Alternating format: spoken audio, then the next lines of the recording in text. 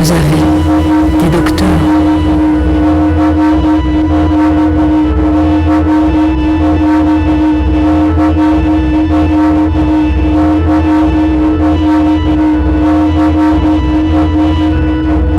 Там, Земле, есть враг. Над планетой Земля разносится клич.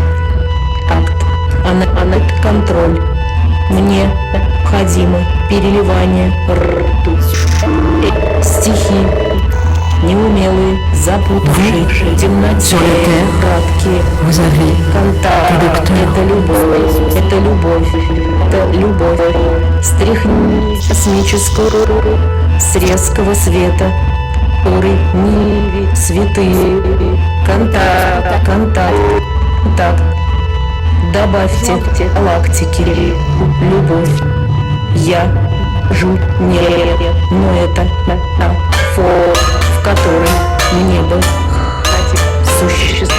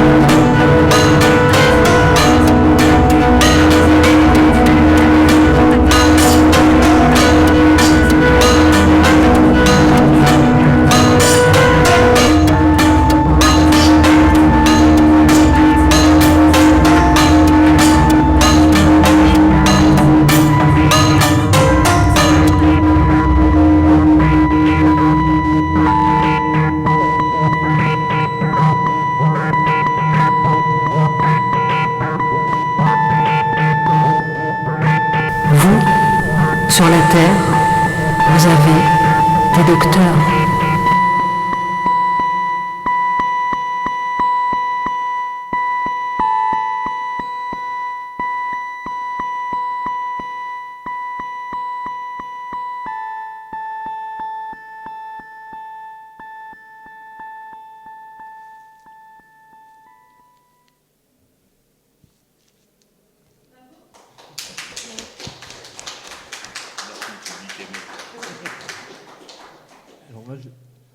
peux monter un peu plus le volume de mon micro, Andrea. Voilà.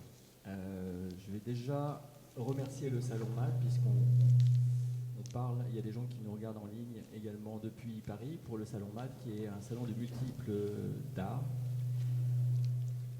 Et on est ensemble maximum 1 heure pour présenter un objet étrange, un objet ovni, et par un psychanalyste, mais qui est également éditeur ou qui a créé des œuvres d'art. Et pour comprendre un petit peu de quoi il s'agit, déjà, on vient d'écouter une pièce qui s'intitule Contact is Love. Et donc l'aventure commence tout doucement. Contact is Love, c'est une création dont on vient d'écouter Gauthier Tassard, mais qu'il a fait aussi avec une autre artiste qui s'appelle Lydie Jandy-Panel et d'autres personnes qu'il a invitées sur une invitation que moi-même j'ai faite. C'est-à-dire que Contact is Love, c'est une face d'un futur disque vinyle.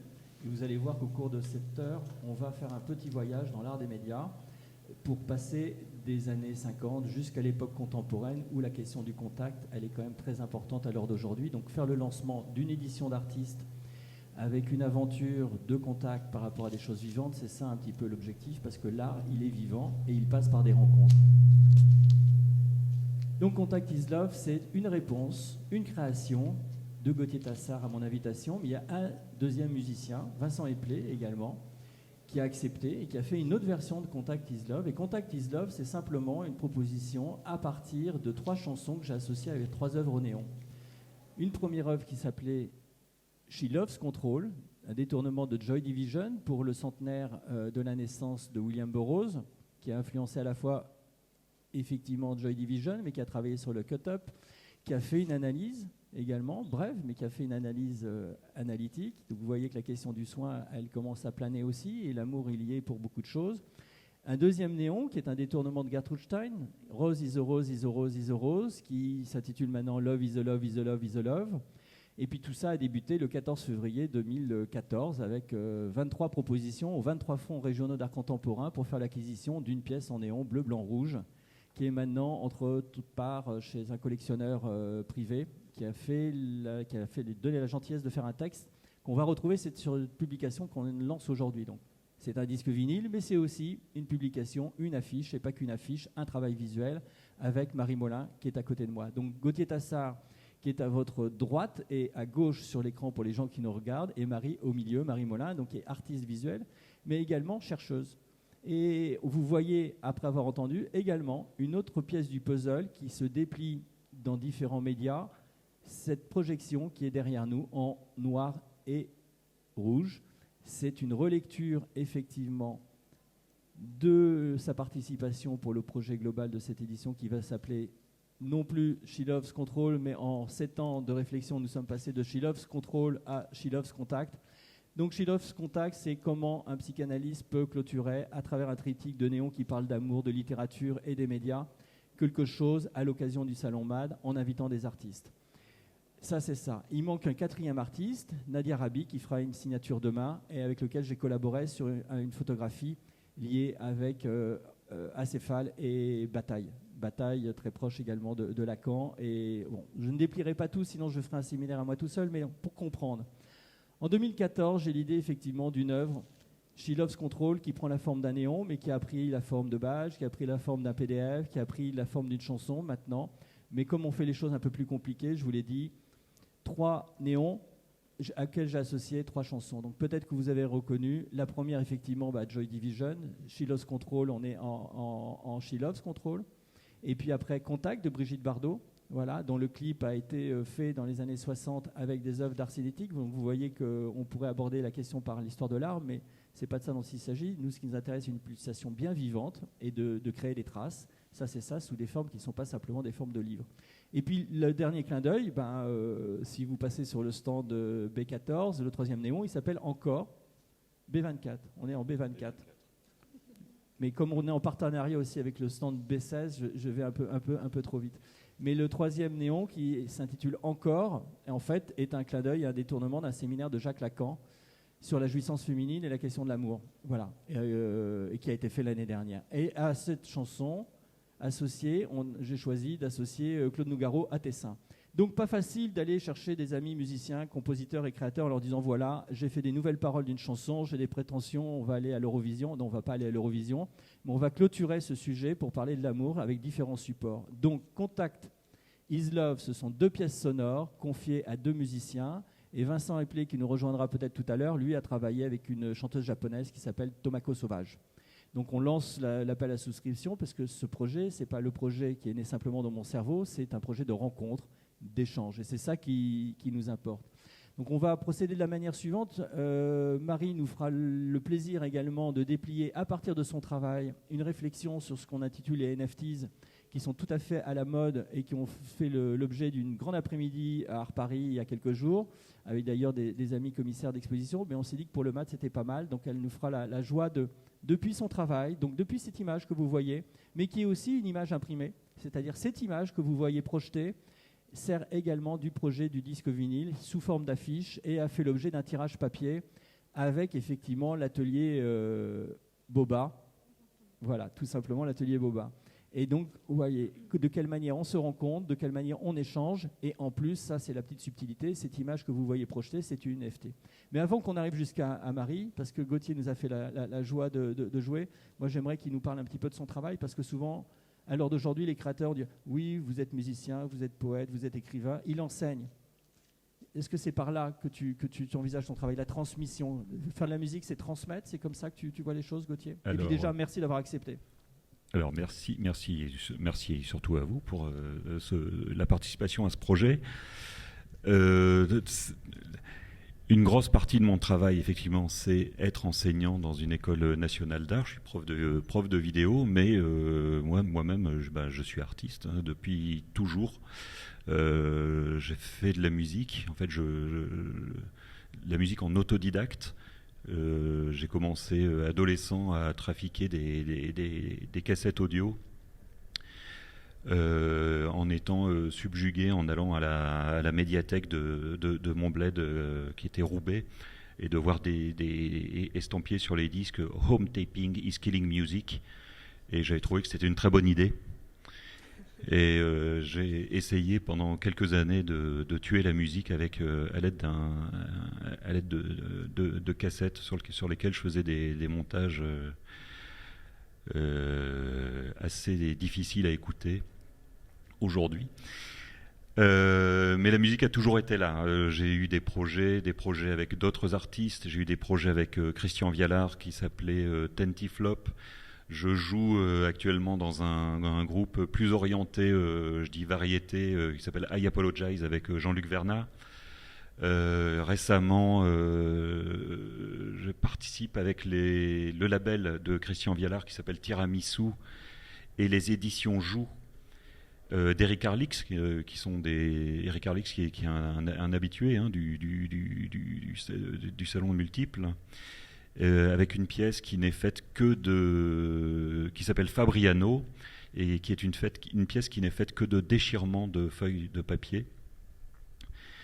Voilà, je participe aussi à une revue de philosophie en ligne, avec un projet pour lequel j'ai écrit un petit texte qui est justement sur le flop en musique, et ça me fait plaisir que tu aies parlé de l'Eurovision, parce que j'ai parlé et j'ai fait une reprise d'un morceau de Telex qui s'appelle Eurovision. Telex, qui est un groupe belge qui avait été sélectionné après moult péripéties par son pays pour représenter donc la Belgique, et qui avait le projet de terminer dernier, et même ça, ils n'ont pas réussi à le faire.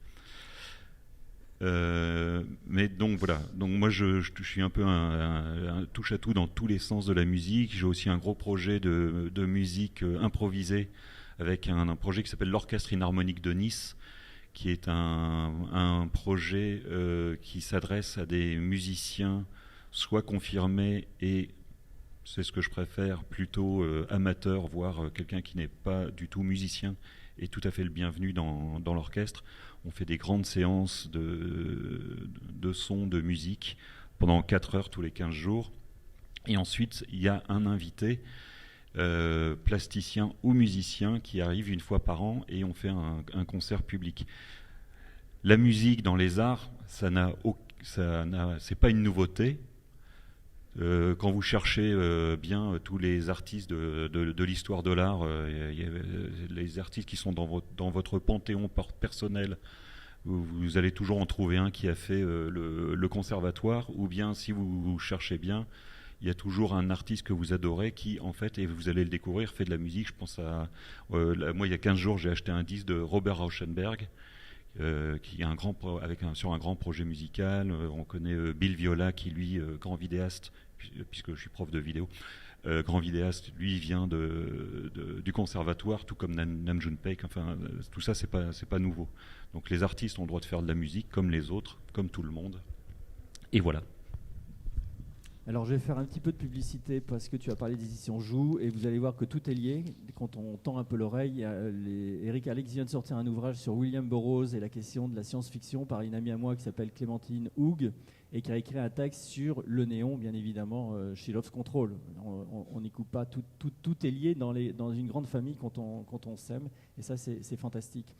Peut-être pour faire le lien, Gauthier, parce qu'on pourrait mener tout un séminaire, mais il y a d'autres interventions au MAD après, donc on va être limité sur 14 heures. Juste parce que tu as parlé de Rauschenberg, tu as parlé, donc là c'est vraiment une perche tendue pour moi, et pour effectivement présenter Marie et ce qu'elle va nous transmettre et nous expliquer, quelque chose qui est très, très complexe à l'heure actuelle sur les NFTs, donc le rapport à la technologie. Et Rauschenberg, actuellement, il y a une très grande exposition qui est au Black Mountain College, mais pas le Black Mountain College qui existait jusque dans les années 50, mais par le directeur de la fondation Rauschenberg sur John Cage et le Zen, dans lequel Laurie Anderson est invité. Donc vous voyez déjà, hop, je me permets d'amener une autre dimension, la spiritualité avec l'amour. En tout cas, les territoires sont beaucoup plus flottants qu'on ne l'imagine, et c'est bien que Gauthier ait rappelé, parce que souvent on nous dit... ah bon, mais il y a des disques vinyles sur une édition d'un livre d'artiste? Ben oui, effectivement, il y a ça. Et donc la petite cerise sur le gâteau, comme on dit, c'est qu'actuellement vient de se terminer une autre exposition aux États-Unis, un peu dans cette même veine, mais qui va bientôt avoir lieu à Nice. C'est une exposition autour de Daniel Spory.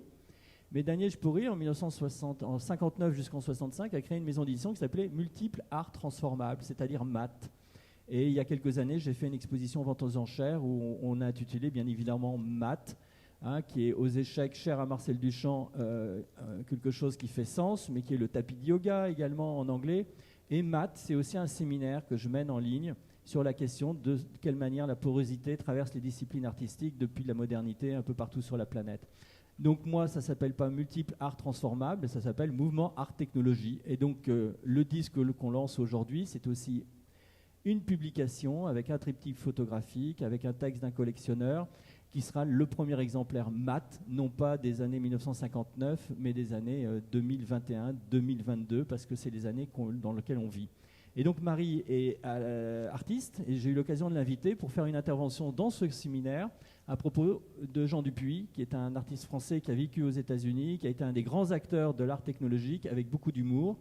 Et j'ai proposé à Marie de faire une intervention, et elle a eu la brillantissime qualité d'à la fois mêler quelque chose de théorique, d'historique, et de faire une proposition sur les NFT, sur lequel il y a un enchère capitalistique énorme. Et donc ce dont elle va nous parler, c'est cette œuvre derrière moi. Donc c'est un nuage qui est sur la blockchain, on va dire un nuage infini qui est avec l'amour. Elle vous donnera son titre avec ses expliqués, mais c'est aussi un tirage spécifique pour le salon MAD. Donc, vous remarquerez que l'image est carrée. Et donc c'est un choix de notre part par rapport à la question de l'Instagram. Voilà. Et donc c'est aussi un carré, un 45 tours, c'est un carré. Donc voilà, je ne vais pas déplier sur les carrés magiques, je vais m'arrêter pour les choses déjà assez ésotériques. Mais on s'est rendu compte que le premier 45 tours de Joy Division pour le lancement de She Lost Control, c'était également un nuage en noir et rouge. Et donc vous voyez que parfois l'inconscient, il nous ramène à des histoires un petit peu ouvertes. Donc ça c'est un petit peu pour rappeler que je suis surtout psychanalyste et pas éditeur, mais on a toute présence au MAD. Donc Marie va nous déplier sur ça, cette pièce, et puis on va essayer de comprendre ce que c'est que les NFT, et on gardera du temps si vous avez des questions, à moins que la quatrième personne, Vincent Eplé, apparaisse depuis les étoiles. Voilà, merci. Alors, du coup, est-ce que vous m'entendez déjà? Oui, ça va mieux comme ça. Bonjour à tous et à toutes.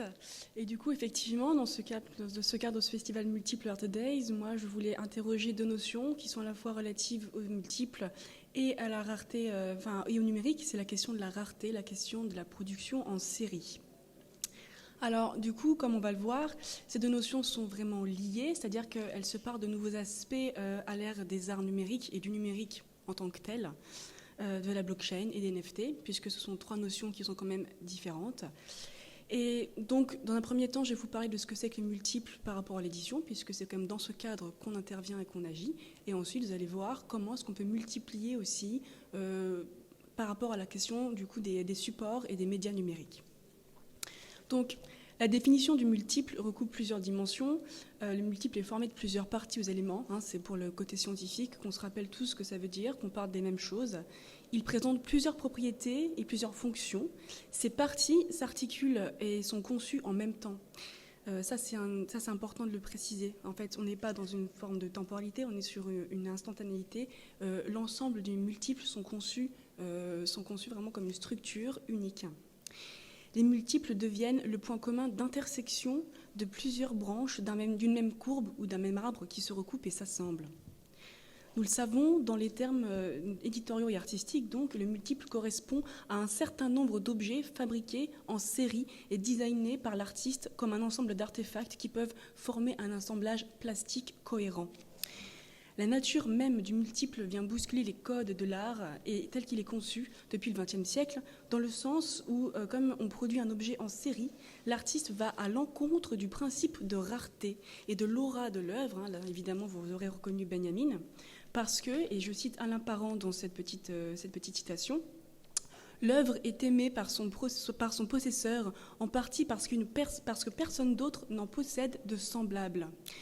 Le multiple présente donc l'opportunité de repenser les canons qui définissent la qualité d'une œuvre d'art, car c'est la notion de rareté qui perd de son importance et au profit de la valeur esthétique qui lui est rattachée. Et aussi, la notion d'authenticité n'est plus uniquement reliée à l'unicité de l'œuvre, mais se déplie à travers plusieurs objets. Et elle est également aussi facteur d'exécution, et elle correspond à une technicité, à un geste de fabrication qu'on retrouve notamment dans le domaine de l'édition. Ce geste de fabrication peut être à la fois humain, et nous le verrons, mécanique ou numérisé. C'est le cas des éléments qui sont impactés, qui sont mis sur la blockchain. Le multiple présente donc l'opportunité de repenser les canons qui définissent la qualité d'une œuvre d'art. Ça, je viens de le dire, excusez-moi. Et à ce propos, Victor Vasarely, un des premiers artistes à avoir expérimenté le multiple, nous livre cette définition suivante et son témoignage. Il explique ainsi, de même que l'artisanat, le mythe de l'œuvre d'art unique disparaîtra et l'œuvre multipliable triomphera enfin grâce à la machine. N'ayons pas peur des nouveaux instruments que nous a donnés la technique. Le chef-d'œuvre n'est plus maintenant la concentration de toutes les qualités d'un objet fini, mais la création d'un prototype comprenant des qualités spécifiques, transmissibles de diverses manières. L'objet unique ne perd pas de sa valeur à cause du multiple. Ils peuvent coexister côte à côte. Les mêmes problématiques se trouvent dans la musique. La dissémination des idées est un pas vers la perception de la qualité qui est le critère d'une culture, et donc en bref, qualité, pas la quantité. Aujourd'hui, l'objet multiplié continue son expansion, donc à la fois physique et digitale. Il opère autour de deux réalités. La première est tangible et expérimentable, directement à travers le corps. C'est celle que nous pourrions appeler la réalité sensible que vous pouvez toucher tous les jours autour de vous. Cette réalité touche donc notre corps, vision, oui, toucher, mais elle procède... Alors, pardon, excusez-moi, donc un niveau de réalité expérimentable. Une deuxième réalité vient s'articuler autour de la première. C'est une réalité qui est actualisable. Alors, je préfère le mot actualisable au mot virtuel, parce que le mot virtuel, on a tendance à croire qu'il n'y a aucun enjeu tangible ou de matériaux qui recoupent cette notion. Alors qu'une réalité actualisable, ça veut dire qu'en fait, elle est toujours en cours d'actualisation. Pensez à une page Internet, quand vous la rafraîchissez, elle est toujours en train de se recharger perpétuellement avec des nouvelles informations. C'est un petit peu cette métaphore-là qu'il faut comprendre. Donc, cette réalité actualisable touche aussi notre corps, donc notre vision, notre ouïe, mais elle procède à travers des niveaux d'interaction avec une machine qui conditionne l'expérience que nous avons d'elle-même. Donc ces deux niveaux de réalité s'entrecroisent et les objets multiples ont la possibilité d'y prendre part sous diverses formes, du coup du digital au web et au print. C'est dans ce contexte et c'est dans cette volonté de partage que sont nées les premières œuvres d'art numérique. Ces œuvres d'art ont mis en exergue le postulat de Victor Vasarely, puisqu'à travers leur dissémination à l'ensemble de la toile, le principe de rareté n'avait plus cours. Copier, coller, altérer, réexploiter à d'autres fins, d'autres usages, les œuvres vidéo, sonores et picturales, à savoir tous les formats transmissibles à travers une écriture lisible et exécutable par une machine, peuvent potentiellement se voir réappropriés et réinventés par les utilisateurs qui en font l'expérience. S'ensuit alors le développement d'un environnement qui permet d'authentifier le contenu et d'assurer le développement d'un environnement qui est toujours le nôtre, celui d'un monde virtuel et performatif qui s'actualise sans cesse, donc grâce à la saturation des données et des objets copiés. C'est ce que j'expliquais précédemment. Alors, ça forme ce qu'on appelle la culture du mème. Vous connaissez tous ce que c'est qu'un mème. C'est donc un objet qui peut être répété, transformé, altéré. Et peu importe qui l'a conçu à l'origine, ce qui compte, c'est qu'il peut être démultiplié et réapproprié à l'infini. Ce terme de culture du mème, entre parenthèses, a été inventé par Richard Dawkins. Dans ce contexte, la technologie blockchain permet d'authentifier du contenu et assurer la pérennité des objets diffusés en redonnant, par ce biais, donc à ces objets, une sorte d'une unicité. C'est-à-dire qu'en fait, alors que les objets numériques peuvent être tous répétés, copiés, altérés, grâce à la blockchain, on peut aujourd'hui avoir un objet numérique avec un identifiant unique. Alors, qu'est-ce que la blockchain exactement ? Historiquement parlant, elle a été développée à partir de 2008 et c'est une technologie de stockage et de transmission d'informations. Cette technologie offre des standards de transparence et de sécurité, car elle fonctionne sans organe central de contrôle. Pensez à une banque, quand vous transmettez de l'argent, par exemple, à un proche, vous passez par une banque. Ici, par la blockchain, plus besoin d'organisme central comme une banque ou comme une institution de justice. En gros, la blockchain permet aux utilisateurs, qui sont donc tous connectés au réseau, de partager des données sans intermédiaire et de manière sécurisée. En pratique, la blockchain est une base de données qui contient l'historique, donc un registre, de tous les échanges effectués entre ses utilisateurs depuis sa création. Si on reprend la définition qui nous est donnée par la Banque de France, voici ce qui est dit. La blockchain permet quoi ? Permet l'identification de chaque partie qui, grâce à un procédé qu'on appelle cryptographique. Qu'est-ce que c'est que la cryptographie ? Eh bien, c'est la capture, dans, par exemple, un mot de passe, de plein de chiffres et de codes alphanumériques qui vont brouiller le signal ou l'information qui est envoyée. Donc, identification de chaque partie par un procédé cryptographique. La transaction donc, d'un élément A ou d'une personne A à une personne B est envoyée à un réseau d'ordinateurs situé dans le monde entier. Donc, on est vraiment dans une forme de décentralisation. Et chaque nœud, donc chaque partie qui va recevoir un bout de l'information, héberge une copie de la base de données dans laquelle il est inscrit l'historique de toutes les transactions effectuées. Toutes les parties prenantes peuvent accéder simultanément, à toute cette base de données. Donc, vous pouvez à la fois avoir une copie des informations qui sont déployées et accéder aux métadonnées de cette information. Le système de sécurisation repose sur un mécanisme de consensus de tous les nœuds. Donc, à chaque ajout d'informations, les données sont déchiffrées, authentifiées par des centres de données ou ce qu'on appelle des mineurs. Alors attention, ne pas confondre centre de données et centralisation. C'est simplement votre ordinateur qui concrètement va décrypter l'algorithme, en tout cas ce cryptage qui lui est envoyé.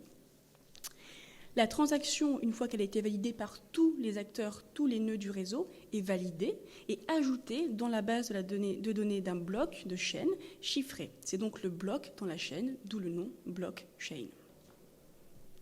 Et enfin, la décentralisation de la gestion et la sécurité empêchent la falsification des transactions.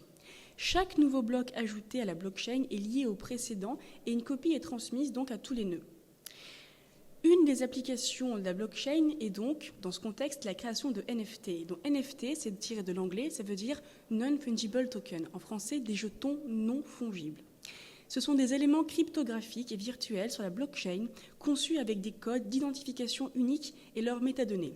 Par exemple, si vous mettez cette NFT sur la blockchain, vous aurez donc ce fichier que j'ai créé et également toutes les métadonnées qui lui sont associées, à savoir l'auteur, sa signature, la date, le type de l'image, tout ce que vous avez, par exemple, quand vous ouvrez une image dans Information, et vous voyez la date de création et tous les éléments qui viennent assurer le contexte dans lequel elle a été créée. Donc tout cet ensemble, le fichier, plus toutes les métadonnées forment le NFT. Donc on a bien deux choses différentes, le fichier d'un côté et les métadonnées de l'autre. Ces jetons non fongibles, donc ces NFT, peuvent représenter des jeux, des tweets, des images, en bref, vous l'aurez compris, tout ce qui est une donnée qui peut être numérisée, donc qui est transmissible par format électronique. Puisque les NFT ont un identifiant unique, c'est-à-dire que tous ont été faits dans un contexte différent, ils ne peuvent être confondus avec d'autres et sont à chaque fois un exemplaire unique associé à un bloc de code, ce qu'on appelle un hash, j'y arriverai, dans la blockchain. Par exemple, si vous mettez en vente 5 NFT sur une blockchain, les blocs de code liés à ces 5 NFT seront différents pour chacun d'entre eux. Donc vous aurez tous bien les mêmes fichiers. Par exemple, ici, j'ai 20 copies de cette œuvre, mais chaque fois que quelqu'un achète une œuvre, les métadonnées qui y sont associées sont différentes, et vous aurez donc, chaque propriétaire aura donc un bloc de code différent pour la même œuvre. Ce procédé permet donc de redonner de l'unicité et de la rareté numérique à partir d'objets qui pourtant sont démultipliables.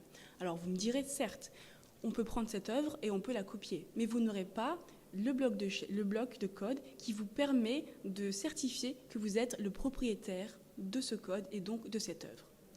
Ce qui est donc intéressant, c'est que aujourd'hui, ce qui est plus important que la valeur esthétique de l'œuvre, c'est sa valeur informative. C'est grâce à l'information du code que vous savez qui est le propriétaire de l'œuvre. C'est pour ça que, par exemple, pour les ventes de NFT Sotheby's, on fait donc une vente en ligne et le contrat, donc le bloc de code qui a été donné à l'acheteur des œuvres, ça a été ce bloc de code, d'accord, je grossis, hein, mais c'est cette forme de longue liste algorithmique. Et on l'a donné à l'acheteur, à l'acquéreur, on lui dit voilà, maintenant, vous êtes possesseur de l'œuvre, et pour authentifier que c'est bien vous le possesseur, vous avez ce bloc algorithmique. Ce bloc algorithmique, c'est donc ce qu'on appelle un smart contract, un contrat intelligent, qui permet donc à celui qui possède l'information de pouvoir prouver que c'est bien à lui. J'espère que je suis claire jusque-là.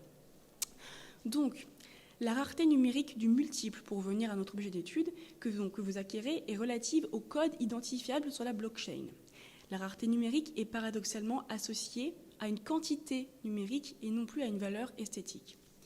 La quantité informative qui est contenue dans ce hash, donc dans ce smart contract, d'accord, ça c'est une partie de l'information que vous obtenez, et la deuxième chose, c'est que cette quantité d'information contient elle-même toutes les métadonnées de NFT, donc son heure de création, sa date, son auteur. Donc vous avez plusieurs choses. Vous avez le cryptogramme algorithmique, plus un scindé en plusieurs parties dans ce cryptogramme, toutes les métadonnées du NFT.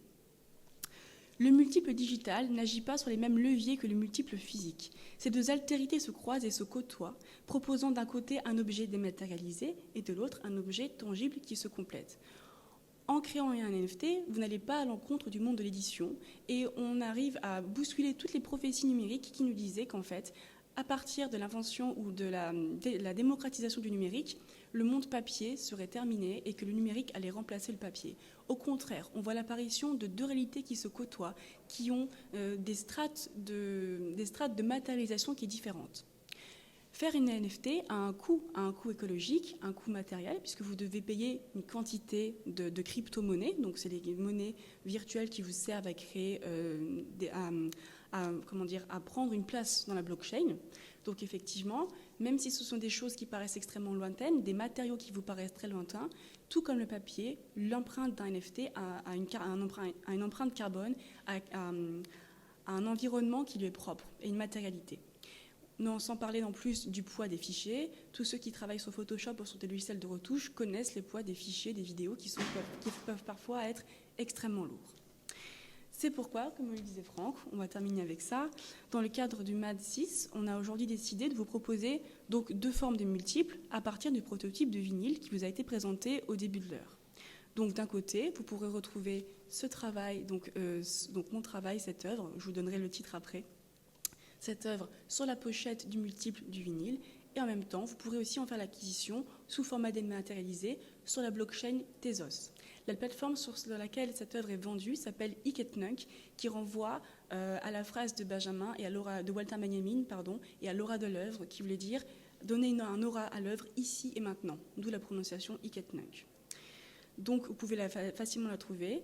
Je vous donnerai un lien aussi pour ceux qui suivent la conférence en ligne, la talk en ligne. Vous aurez un lien pour pouvoir accéder à cette œuvre. Le titre de cette œuvre, c'est 625 vers 670, 433, et je vais le dire en anglais, of Love Frequency. Donc en fait, ça correspond à tous les spectres lumineux de la couleur rouge dont on s'est servi pour faire ce travail. Voilà, j'espère que ça vous a plu, et si vous avez des questions, n'hésitez pas à revenir vers nous.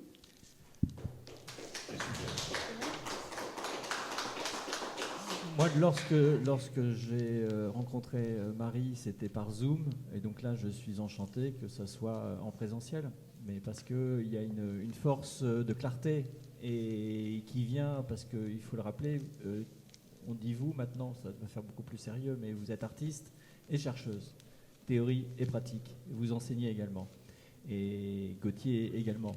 Et donc, pouvoir réunir comme ça 4 artistes, 2 femmes et 2 hommes, sur cette question de détournement, de médias, d'histoire, à travers l'amour, ça me semblait important de le faire en 2021.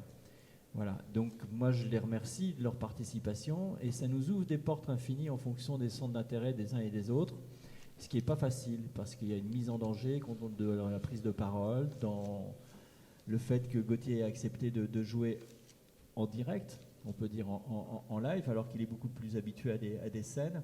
Mais ça nous permet aussi, sans utiliser les mots, de déplier les choses et en dire quelque chose autrement, c'est-à-dire de manière très matérielle, très concrète et très présente. Donc c'est vrai que c'est possible parce qu'on est au MAD, et moi ça me fait beaucoup rire le mot MAD, effectivement, en tant que psychanalyste. Voilà, il faut trouver de la joie, et c'est ça le but de ce projet, ça, c'est quand même trouver un petit peu de joie.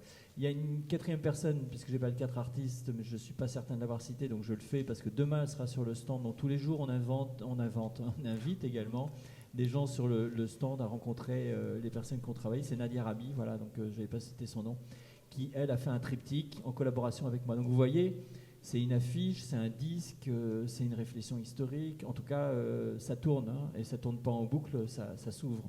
Comme les micro-sillons, ça trace quelque chose où chacun peut trouver sa place.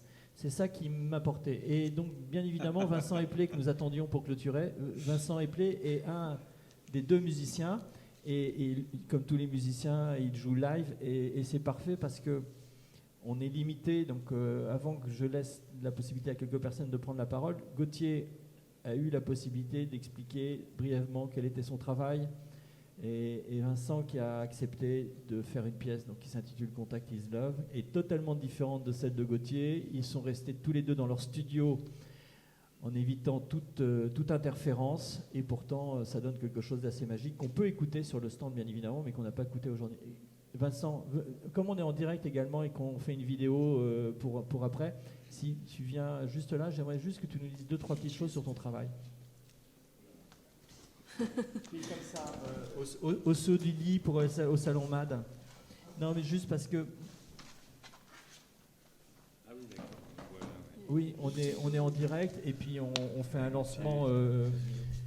comme l'a rappelé Marie, on fait un lancement bonjour tout le monde. Voilà. Mais c'est vrai qu'aujourd'hui, si vous voulez souscrire au disque, où il y a plein de possibilités de dons, d'acquisition, vous allez retrouver les éléments que je vous ai précisés. Il est lancé aujourd'hui sur Ulule, et vous faites sur Ulule She Loves Contact, bien évidemment. Le contrôle, on l'a mis un petit peu de côté. Donc, Vincent, on a collaboré sur plusieurs disques vinyles, dont un disque vinyle qui est en rapport avec la frontière franco-espagnole, là où Walter Benjamin s'est suicidé. Exactement. Vous voyez, donc c'est une longue histoire, et sur la pochette, c'est une pièce de Marcel Duchamp pour une exposition qui traversait les disciplines. Mais je m'arrête parce que sinon... Non, mais comme dit Gauthier, j'y suis pour rien. C'est toi le coupable de toute cette histoire, mais bon, en gros, voilà, on a démarré notre rencontre avant, c'était pour le couvent de la Tourette. Oui, j'ai amené Vincent Eplé à faire une retraite, parce que je savais qu'en termes de musicien, il fallait absolument qu'il aille en retraite. j'avais besoin d'une retraite brève, mais bon, voilà. Bon, en tout cas, on va pas refaire toute l'histoire de ça, mais là, pour ta dernière invitation pour le projet chez Lost Control, moi, pour le moment, je t'ai fourni un premier mixage où j'ai invité Sayoko, une chanteuse, Sayoko Papillon, une chanteuse japonaise avec qui je collabore régulièrement sur d'autres projets, et à intervenir au niveau de la voix par rapport au texte que tu nous avais fourni, quoi, qui était un peu le canevas de départ. Et puis pour le moment, voilà, moi je suis en état, je suis dans une étape de mixage, quoi, voilà. Mais j'ai donné ça, je t'ai donné ça à écouter, Franck, pour te dire que l'affaire était en cours. Et, en tous les cas, toutes les personnes qui l'ont écouté trouvent ça très chouette, et donc ça donne un univers, bien évidemment, comme tout Love, étrange, infini. Voilà. Est-ce que quelqu'un dans la salle a une question, quel qu'il soit? Thibaut, juste si tu peux prendre un micro, parce que comme c'est enregistré et qu'il y a des gens qui nous suivent, si après ils veulent poser des questions. Et juste te présenter également, parce que je sais que tu fais une intervention à 16h, et donc je pense que ta question va être aussi en rapport à tes sujets d'intérêt, peut-être. Ouais, pas tant que ça. Mais en fait, ma question, c'était concernant la pièce qui est présentée ici. Pour Marie. Pour vous, Marie. Dans quel sens c'est arrivé? C'est-à-dire, est-ce que d'abord, il y a eu... dans quel sens le travail est devenu une pièce NFT, puis ensuite une impression, ou avant une impression, ensuite une NFT, ou tout simplement une vidéo, ou peut-être que finalement tu t'en fous et puis tu as décidé... comment ça s'est articulé pour devenir quelque chose qui se vend, et est-ce que ça se vend du coup pour toi, concernant? Oui, ça se vend. Et oui, en fait, concernant la vie... En fait, au départ, c'était une image fixe que j'ai mis en mouvement après. L'image fixe a évidemment eu sa place sous un format d'édition qui était beaucoup plus logique qu'un format vidéo. Et Franck a fait une remarque très juste, me dit « ce serait génial de la mettre en mouvement, tout ça ». Et du coup, je me suis dit « tiens, ce serait intéressant ». Et comme je travaillais sur les NFT, j'ai trouvé ça aussi vraiment pertinent d'avoir ce format, donc, qui était un format vidéo, et de le mettre sur une plateforme dédiée à ce type de support digital. Voilà. Donc, au départ l'édition et ensuite la mise en mouvement, parce qu'effectivement si on retrace aussi, comme je le disais, un format chronologique, je viens de l'édition papier aussi, j'ai fait une école d'art et design et je suis très influencée par l'édition, donc je pense toujours mes images d'abord au niveau fixe et après je les mets en mouvement. Donc, voilà. Et c'est comme ça qu'on a décidé ensuite de la mettre sur la blockchain. C'est vrai que tout ça est calculé. On sait que pertinemment que le 11 septembre 2021, il y aura un gros buzz sur la blockchain. Donc ça fait moi à peu près 25 ans que j'y réfléchis. Mais également, le MAT 6 a été l'occasion de proposer à Marie de se dire, tiens, on va faire un tirage. Donc je rappelais tout à l'heure, c'est pour ça que je parlais du stand qui est en fait B16, les ateliers Boba. On fait un tirage, effectivement, de la pochette. Et donc c'est un tirage en édition de 6 exemplaires qui permet à la fois de financer le projet. Il y a aussi cette question de rapport à l'économie, bien évidemment, qui moi m'intéresse. Voilà. Donc tout ça, ça ouvre des sujets bien évidemment infinis. Mais la collaboration, la rencontre, qui sont des messages souvent acquis, connus, des lieux communs, peuvent retrouver comme ça, dans cette dimension low-tech, high-tech, une présence à partir du moment où on s'écoute, à partir du moment où on se rend compte. Et c'est pas du tout un projet multimédia. C'est un projet qui était comme les éditions MAT de Daniel Spory. Voilà. Donc j'espère qu'un jour on pourra avoir une exposition des éditions MAT en Europe. Mais le lien du titre de Marie aussi, elle a parlé de spectre. Il y a aussi quelque chose qui m'intéresse beaucoup. Nos amis musiciens, plasticiens, performeurs, créateurs, mais j'ai parlé de William Burroughs au début, qui a travaillé sur le cut-up, bien évidemment. Donc les paroles que j'ai fournies à Gauthier et à Vincent sont un cut-up de 3 chansons. Donc Contact de Bardot, bien évidemment. Il y a un article fondamental sur les rapports du vidéoclip de Bardot et l'histoire de l'art et de l'art cinétique, mais surtout dans Contact. Les personnes qui ont chanté les différentes versions, les 2 versions qui existent, ont pioché là-dedans, mais ça a du sens dans le monde dans lequel on est. Vous, sur la Terre, vous avez des docteurs, et contact, c'est quand même autre chose. Alors, est-ce que c'est la carte sans Je peux contact? préciser que vous, sur la Terre, vous avez des docteurs, fait partie du coup du texte, Voilà, c'est ça. du texte des deux pistes en fait, qui sont présentées dans Voilà. le vinyle. Et, Voilà. et bien évidemment, À tes seins de Claude Nougaro, avec cette ambiguïté. Voilà, je rappelle que le troisième néon, où j'ai associé Claude Nougaro, alors Jacques Lacan n'écoutait pas Claude Nougaro, mais l'ambiguïté des seins, elle est tout à fait présente. Donc de quel sein s'agit-il? De quel sein il faut se vouer? Et puis pour faire lien, pour essayer d'être un petit peu quand même intègre, il y a eu une vente aux enchères chez Sotheby's, vous voyez, de la bibliothèque de Jacques Lacan, dans lequel il y avait tous les manifestes futuristes. Et Jacques Lacan buvait du whisky avec André Masson. Et l'édition de ce disque vinyle, le triptyque de Nadia Rabi, c'est effectivement un collage d'André Masson avec un personnage. Donc le collage, ça pourrait être une entrée en matière, mais la fréquence, et là je fais le lien avec William Burroughs, la Dream Machine, c'est un rapport de fréquence. Dans le titre de Marie, il y a un rapport à la fréquence de la lumière. Le son, c'est un rapport de fréquence. Et de quelle manière on peut aussi se fréquenter à l'heure d'aujourd'hui, c'est ça qui m'apporte. Donc l'idée de venir au MAD, c'était d'être solidaire, d'avoir quelque chose en présentiel. Voilà, parce que les concerts nous manquent. Et on espère bien, pour clôturer ce projet, si on a assez d'argent, faire un clip vidéo, mais ça, j'en dis pas plus, parce que ça fait déjà assez d'informations. Est-ce que quelqu'un d'autre aurait une question? Parce qu'il faudra qu'on laisse bientôt la place pour la... Il nous reste 10 minutes. Voilà. Si vous pouvez prendre un micro, je vous donne le mien, vous approchez. C'est juste pour l'enregistrement, merci. Ouais, bon. Bonjour, merci pour cette présentation.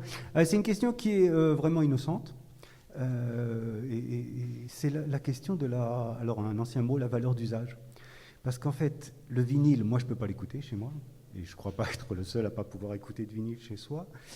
Et là, dans la blockchain et le NFT, c'est une substitution assez abstraite à l'aura benjaminienne, finalement, parce que, par contre, l'œuvre, je peux la voir comme ça. Et je n'ai pas bien compris si les gens qui n'achetaient pas le NFT ne pourraient pas l'avoir sur Internet. Ah si, vous pouvez la voir sur Internet. C'est ça, en fait, la Donc subtilité. c'est vraiment le seul plaisir de posséder quelque chose que les autres, en fait, voient de la même manière. Pas seulement. Il y a, certes, le plaisir de possession, mais il y a aussi, pour l'acquéreur, mais il y a aussi, je pense, l'authentification, parce que c'est avant tout ça, la blockchain, ça permet d'authentifier. Et pour moi, en tant qu'artiste, c'est extrêmement intéressant, parce que vous voyez, sur ce site, je mets aussi mes textes, parce que je suis aussi chercheuse, donc je mets aussi mes textes, et ça me permet d'avoir un copyright à moindre coût, aussi, quelque part. Donc il y a ce double enjeu-là, ce triple enjeu, celui du partage avec les internautes, en gardant une authenticité et en gardant aussi une valeur de copyright. Voilà. Ah, de votre côté, en tant que... Eh bien, de votre côté à vous, en fait, il y a deux choses. Vous pouvez posséder le NFT et vous pouvez aussi le revendre une fois que le cours de la crypto-monnaie sur laquelle il est mis monte. Et ça, c'est non négligeable. À l'heure actuelle, l'Ethereum vaut quand même 3 000 euros. Un Ethereum vaut 2 000 euros et un Bitcoin vaut 3 000 euros. Oui, mais n'est-on pas déjà dans une logique d'investissement dans le marché de l'art? Ça m'intéresse aussi. Peut-être que votre question, peut-être qu'en fait votre question, elle est directement à Marie, mais est-ce que vous êtes...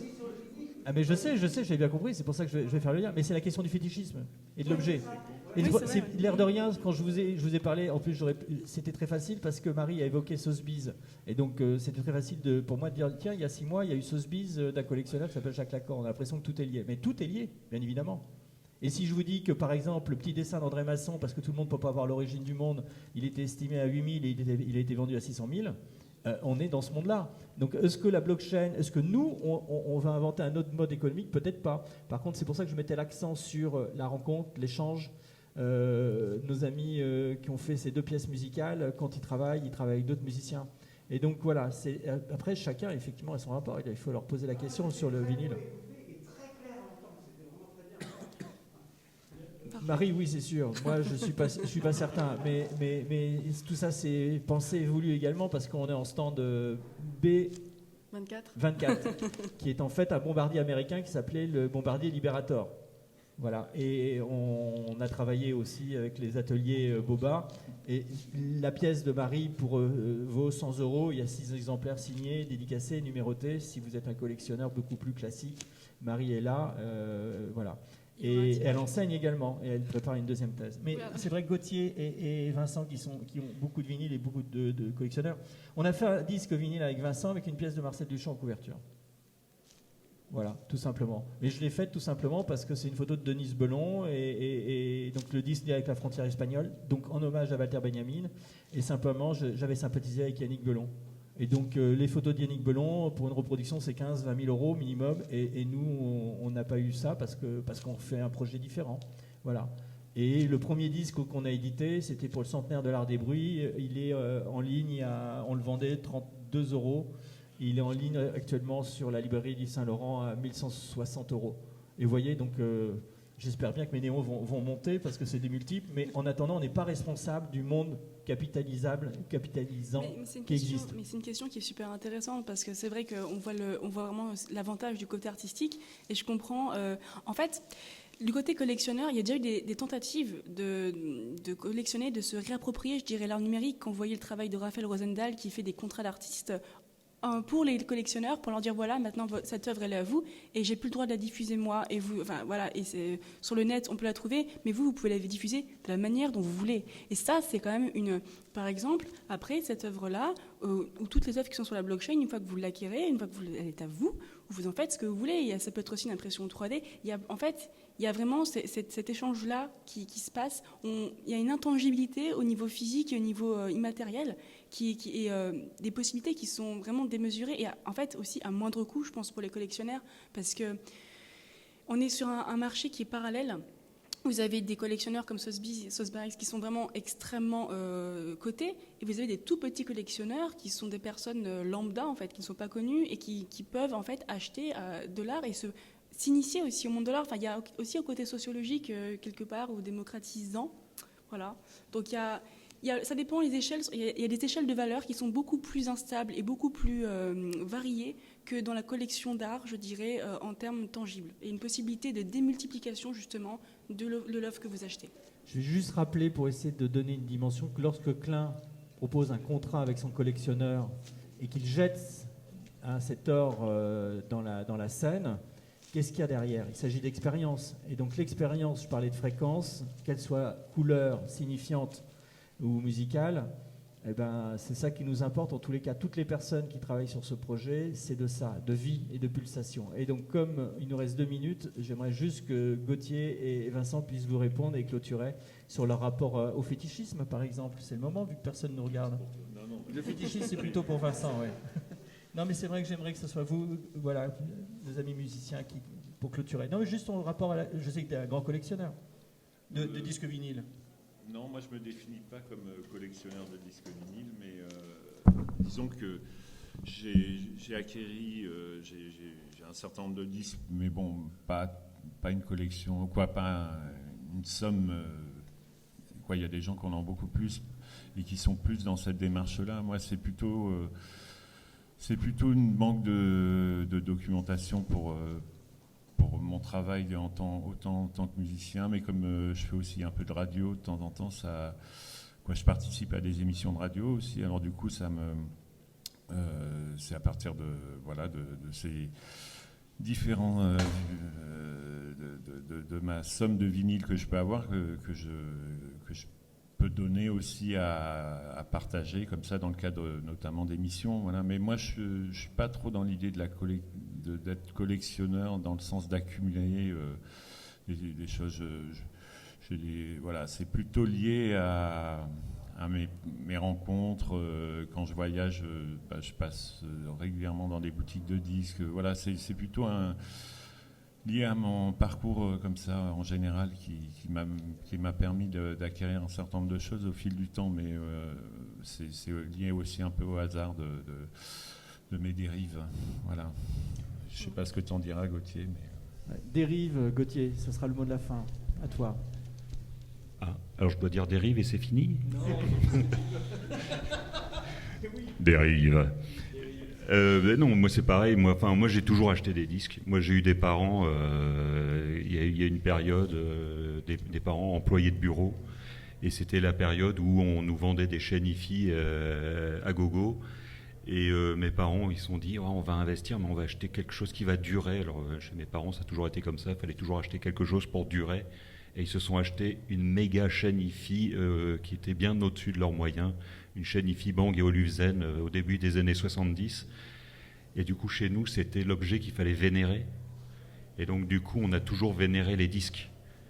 Et moi, j'ai tous les disques que j'ai depuis l'âge de 6 ans. Je les ai encore et je m'en sers aussi pour faire des pièces, je m'en sers pour faire des cours, je m'en sers pour faire tout un tas de choses. Et alors par contre, moi je suis un peu collectionneur parce que j'ai une collection de collections. J'ai des collections de tapis de prière arabes, j'ai des collections d'affiches de cinéma, j'ai des collections de photos de tyrans. C'est des trucs, c'est l'enfer chez moi et dans ma tête, voilà. Je crois que c'était le mot, donc on va saluer les personnes qui nous regardent ou qui nous regarderont après. Et merci au Salon Mat qui est, voilà.